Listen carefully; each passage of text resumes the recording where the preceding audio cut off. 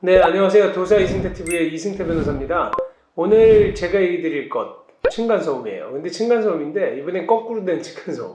그러니까, 사실은 층간소음 하면 매일 그 위층에서 뛰는 것 때문에, 그리고 위층에서 내는 소음 때문에 아래층이 힘들다. 이렇게만 생각하시는데, 요즘에 계속 뭐, 살인사건도 나고, 굉장히 많이 늘었어요. 뭐, 얼마 전에 또 경찰관이 또 층간소음 때문에 싸우는데, 거기 제지 안 하고 도망갔다고 또 뭐 해임 처분도 당하고, 뭐 굉장히 좀 복잡한 일들이 많이 생기고 있잖아요. 그리고 또 우리가 의미 있는 판결들이 좀 몇 가지가 나왔습니다. 뭐냐면 이번에는 보복행위, 그러니까 층간소음 때문에 보복소음 내는 거 어떻게 해야 되느냐? 그러다 보니까 대법원에서 접근금지 명령까지 나온 거예요. 점점 확대돼 가는 것 같아요. 제 생각에는. 그러니까 단순히 층간소음으로 끝나는 게 아니라 이제는 보복소음과 보복행위 내지는 그걸로 인해서 촉발된 감정이 부딪히면서 살인을 하는 행위 뭐 이런 게까지 지금 확대가 되니까 좀 걱정이에요. 사실 언제까지 이런 일들이 반복될 것이냐. 왜냐하면 지금 코로나가 터지면서 사람들이 집에 있는 시간이 오래 늘어났거든요. 그러다 보니까 이 문제가 계속 발생하는 거예요. 그래서 한번 이번에는 층간소음이 발생했을 때 그거로 인한 보복소음은 어디까지 가능한 것인지 그걸 중점적으로 살펴볼게요. 인천에서 어떤 일이 있었냐면요. 2018년도 6월 달에 A씨가 이사를 한 거예요. 그래서 이 부부들이 이사를 왔는데 바로 A씨 부부는 별다른 소음도 내지 않았는데 밑에 층에서 이사 온 날로부터 바로 보복소음이 있었다고 지금 주장하시는 거거든요.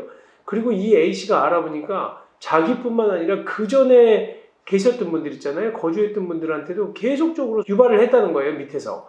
그러다 보니까 이 사람이 지금 이 아래층이 너무 심한 거 아니냐. 지금 계속해서 지금 자기뿐만 아니라 전에 살던 사람도 이런 보복소음을 당했다고 하니까 그래서 이분이 이제 좀 의심을 하기 시작을 한 거죠. 근데 이분이 어떻게 밑에서 소리를 냈냐면 우포 스피커를 천장에다 붙였어요.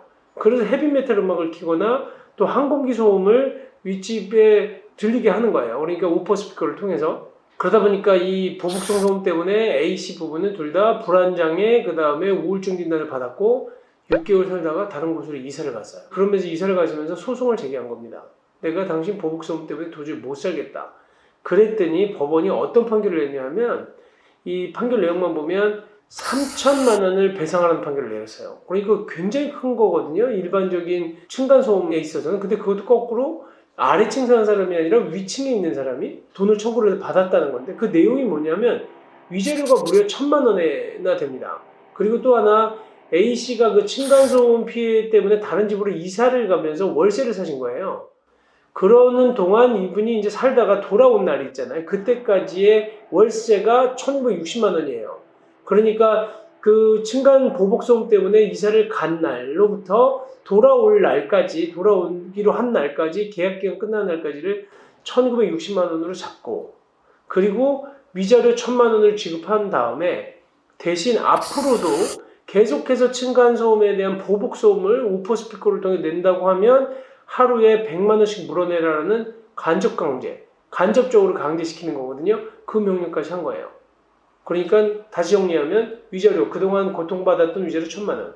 그 다음에 보복소음 때문에 다른 곳에 이사 가면서 돌아오는 날까지 발생했던 월세 상당이 1,960만 원. 그 다음에 앞으로 이사 온 다음 날부터, 그 다음 날로부터 발생하는 보복소음에 대해서 하루에 100만 원씩 내라. 이렇게 판결이 나온 겁니다. 이 판결이 지금 그 상급심법원까지 올라가서 어떻게 됐는지는 결과는 아직 안 나왔어요. 저희들이 나중에 또 확인을 하면 또 알려드릴 텐데 이런 판결이 나왔다는 겁니다. 그러니까 지금 솔직한 얘기로 어느 경우에는 지금 위층에서 내는 소음도 문제지만 또 밑에 층에서 이렇게 보복소음을 발생시키는 것도 굉장히 큰 문제라는 거예요. 그래서 저희가 저희한테 들어온 사례 하나를 지금 소개를 시켜드려볼게요. 이분도 뭐냐면 2층에 거주하시는 분입니다. 이분은 근데 올해 원격 수업이 진행되면서 아래층에서는 저희 집 소문 때문에 자녀의 그 원격 수업에 방해가 된다고 민원을 넣었다는 거예요.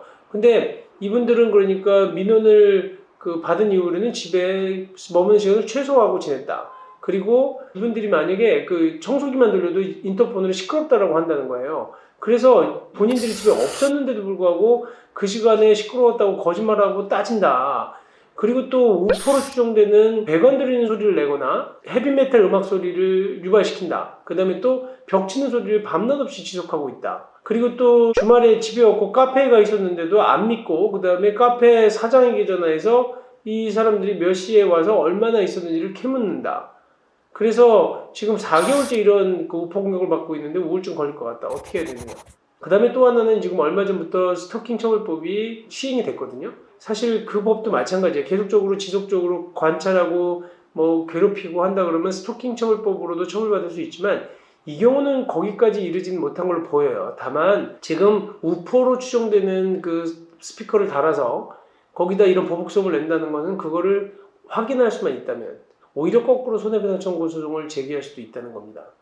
그래서 지금 이 사례가 오히려 지금 층간소음 때문에 지금 힘들어 하시는 분들끼리 더 분쟁이 더 발생시키거나 유발시키는 건 아닌가 하는 조심스러운 생각은 있지만 이런 사례들이 있다는 것들은 한번 좀 알아두셨으면 좋겠어요. 그래서 그 여러분들이 이 층간소음에 대해서 대처하는 방법들, 그 다음에 또 밑에 층의 보복소음 때문에 또 힘들어 하시는 분들은 이렇게 역으로 소송을 하실 수 있다는 것도 저희가 알려드리겠습니다. 그리고 다음 시간에는요, 저희가 층간소음 중에서 특히 이번에 접근금지 명령하고 관련된 사례를 한번 그 대법원 판결을 살펴보도록 하겠습니다. 네, 감사합니다.